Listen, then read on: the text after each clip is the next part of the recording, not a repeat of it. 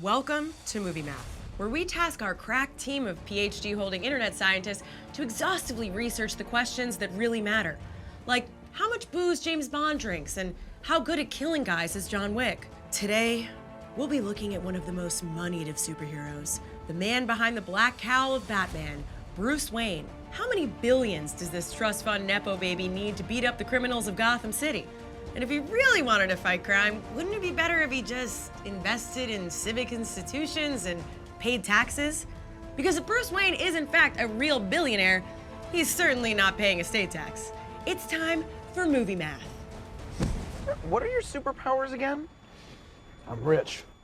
To begin, there are many different versions of the Dark Knight to discuss. He appears in comic books, cartoons, video games, radio dramas, movies, novelizations of those movies with 8 pages of color photos in the middle, podcasts, and in Times Square to take photos with tourists. I got one. It cost me $50. It would be literally impossible to get all the different versions of Bruce Wayne in one video, so we're gonna focus on a few key areas of the Batman mythos to analyze. To establish his net worth, we're gonna try to deduce his income from things like various investments and holdings, real estate, and his stake in Wayne Enterprises. Then we'll establish his costs, which will include things like gadgets, various vehicles, and his creatine intake, because you know that guy is taking supplements. Finally, we'll take a look into the opportunity cost of a person with this much money funneling his resources into a one-man war on crime instead of just investing his wealth to solve systemic societal problems. Spoiler alert, Bruce would probably have to break less legs if he, eradicated homelessness in Gotham City. Bruce Wayne wasn't just born with a silver spoon in his mouth, so much as he was born with a silver spoon smelted from the finest ore deposits from the tallest mountains and crafted by ancient heavenly blacksmiths with a little dollop of caviar on top for good measure. Seriously, this guy was born capital R rich. It's stated he inherited a multi-billion-dollar bank account and a huge portion of Wayne Industries when he was only 8 years old, after his parents were murdered. Lucky guy. Across the different Batman's descriptions of what Wayne Industries actually does would suggest this is a company with a product in the home of every person on planet Earth. With 8 billion people on Earth, that would make Wayne Industries so incalculably valuable that I will dial back the hyperbole for 1 second.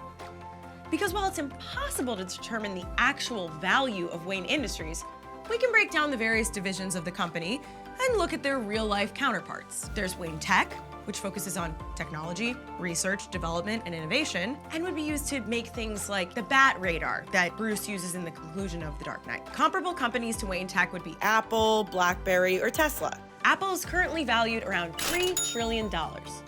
Apple is worth how many T's? That's crazy. I mean, I cracked. Everybody gets paid in Slim Jims. Yeah. This is for me. So, if we average the net worth of these similar companies, that gives us a value of $1.2 trillion. So we can safely assume this one division of Wayne Enterprises is worth a lot of Slim Jims. If we repeat this process with the other divisions of Wayne Industries and combine them all together, we land in the ballpark of $1.6 trillion. Now, Bruce is often portrayed as the majority stockholder of the company, which would suggest he owns at least 51% of the company. This means that our Bat Baby is worth around $800 billion. No wonder Nicole Kidman was such a big fan of rubber. Oh, we could give it a try. I'll bring the wine. You bring your scarred psyche. As if all that wasn't enough, we also have to talk about Bruce's big, gross house, Wayne Manor. Why do rich people have the worst taste in home decor? I don't get it. Now, film directors have often used grand historic estates, often situated in the UK, to represent the Wayne's episode of MTV Cribs. Now, this place is a mausoleum. If I have my way, I'll pull the damn thing down brick by brick. Places like Mentmore Towers, Wallet Hall, and Nebworth House, those all sound made up, have all been used as Wayne Manor stand-ins on screen. If we apply the same formula for value determination that we used on Wayne Enterprises, we can assume that his house costs about $91,331,273.33. Don't forget the 33 cents, okay? Pretty steep price for a place to sleep upside down. You know that if you actually slept upside down, your heart wouldn't be able to effectively pump all the incoming blood, causing the failure of your essential functions, but that's another video. Beyond his house and his business, Brucey's been shown to buy various banks, restaurants, and other buildings to emasculate guys who, hit on his girlfriends or call them names. It's difficult to estimate the ROI that Bruce can expect on these investments, so why don't we call it an even 25 mil? With all this considered, we're looking at Bruce Wayne having around $800,116,331,273.33. Don't forget the 33 cents. And that's before expenses. However, when you're Batman, your expenses end up being a bit higher than the average person's. Like, I'm only trying to spend $25 a month on various Slim Jim accessories, you know? And Bruce isn't eating Slim Jims like us. His expenses run deep. While a lot of the things that Batman uses to fight crime just don't exist in the real world, author and comics expert Thaddeus Howes has a helpful breakdown for what it would cost to be Batman. Although he did it for the Nolan Batman movies, so we'll adjust for inflation. For starters, you have the costume itself. This includes a custom graphite cowl, retinal projection systems, Kevlar groin armor, and a memory cloth polymer cape.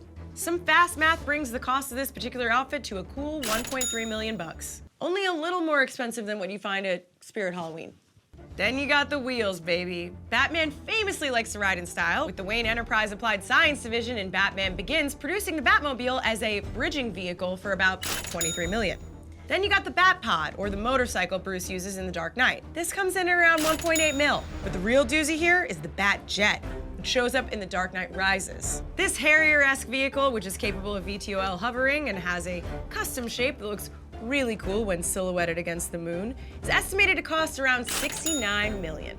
Then you got gadgets for the grappling hook, laser microphone, portable spectrometer, thermal camera, handheld grenade launcher, and night vision goggles.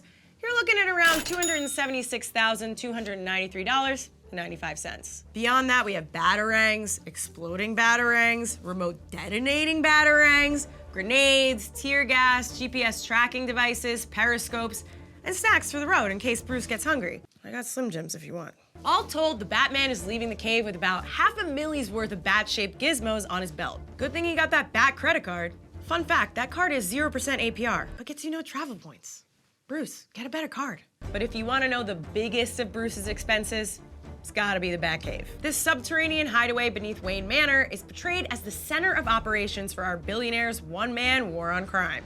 He's got a supercomputer, training gym, forensics lab, secret entrances and exits for the various Bat vehicles, the list goes on. This will require a massive space cleared out underneath Bruce's house. Not to mention the bribes it would take to keep the crews quiet. Bruce, I'd do it for like 20 Slim Jims. But when you also need medical facilities, gun ranges, extra vehicles, you're looking at a price tag of over 777 million bucks. You've also got Alfred's paycheck as the full-time manservant of the estate, which would probably top out somewhere around 240K a year. Damn, that's actually surprisingly low. I hope Bruce gives him health insurance. Well, it's a good thing I left everything to you then. Quite so, sir. And you can borrow the rolls if you like. Just bring it back with a full tank. If we also account for all the training and education Bruce would need to learn the required ninja skills, engineering, military pilot training, and more, you're looking at an expense report of $874,590,000 just to be Batman. When you consider Bruce's net worth, the cost of being Batman is actually not that much. It's actually just 0.01% of his net worth. At the end of the day, after paying for everything Batman needs, Bruce Wayne still has about 799 billion with a B. Which brings us to our final question. What is the opportunity cost of Bruce Wayne's Batman budget against more traditional methods of lowering crime? Instead of investing in a Kevlar padded crotch protector, what if Bruce put his money into investing, I don't know, community protection programs or social infrastructure for Gotham? It's literally been proven that access to healthcare and affordable housing reduces crime. Wow. Keeping people housed, fed, and healthy makes them want to commit less crimes. Who knew? While it's true that Wayne Enterprises has the Wayne Foundation division, which engages in philanthropy and charity, respectfully, come the fuck on. We all know that's just a tax haven. I wouldn't be too surprised to learn that they do the trash pickups on the Cayman Islands, if you know what I mean. If Bruce Wayne is potentially worth 800 Bs, the estate tax on that alone would be worth more than the entire net worth of someone like Elon Musk, the closest thing we have to a real-life supervillain. Did you hear that he just put a computer chip in someone's brain? That's not gonna end well. Yeah. Sorry to the guy with the computer chip in your brain, but that is not going to end well. If we look at the real-life inspiration for Gotham City, New York City, we see that a recent report from the group United for Housing called for the mayor to pledge $2.5 billion to end homelessness. By our numbers, ending homelessness would only cost Bruce Wayne like 2 Batmans. Again, that's less than 1% of his overall net worth. Bruce? If you want to end crime in Gotham, maybe we shouldn't give a concussion to people for stealing bread or whatever.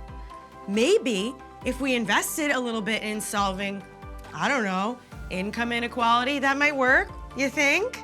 You think your parents would have been murdered for your mom's pearl necklace if the mugger had a steady job and health insurance? I don't think so.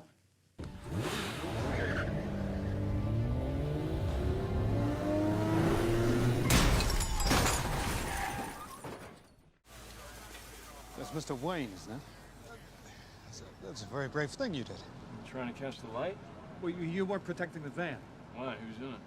Thank you for watching Movie Math. I'm Britt Migs, and like and subscribe for more. We're gonna be doing a lot more of these film video essays. If you have a topic that you want us to cover, hit us up. If you wanna yell at me about Batman, don't.